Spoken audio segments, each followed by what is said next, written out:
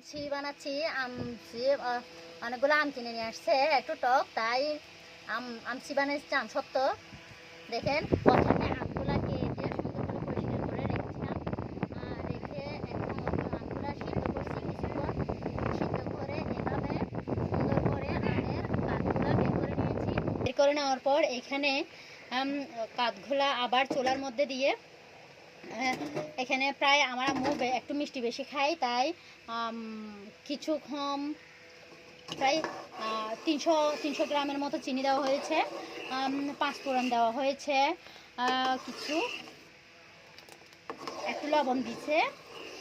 তারপরে কাঠগুলা ভালোভাবে রান্না করতেছে। এগুলো যখন ব্লক এসে যাবে, একটু ঘন হয়ে যাবে, ঘনত্বটা বেড়ে যাবে, এই যে এভাবে তুললে যখন ঘনত্বটা একটু অনেক ঘনত্ব বেড়ে যাবে, এখন খুবই পাতলা, সেজন্য কিছুক্ষণ জাল দিবে।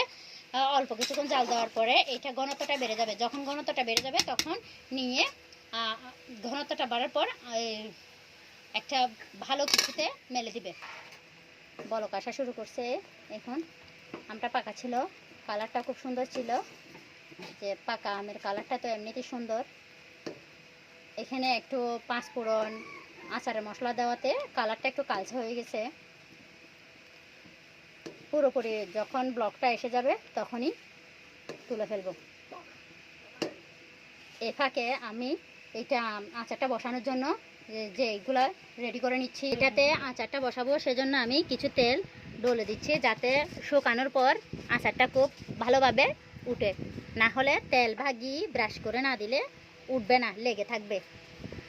তাই অনেকগুলো কাত হয়েছে, সেজন্য দুই জায়গায়, এক জায়গায় হলে বেশি মোটা হয়ে যাবে, তাই একটু এখানে দিচ্ছি। এখানে ভালোভাবে তেল ব্রাশ করে নিয়েছি, উঠতে সুবিধা হয়। ঘনত্বটা বেড়ে গেছে, এখন এই যে পুরোটা হয়ে গেছে, এখন আমরা নামিয়ে ফেলবো। এখন নামিয়ে নিয়েছি, এখন এইগুলোর মধ্যে ঢেলে দিব। এখন এইভাবে দিয়েছি, এগুলো রোদে শুকাবে, 2-3 দিন রোদে শুকালে এরকম হয়ে যাবে। এইটাও আরেকদিন শুকালে হয়ে যাবে। এখন আম শক্ত হয়ে গেছে।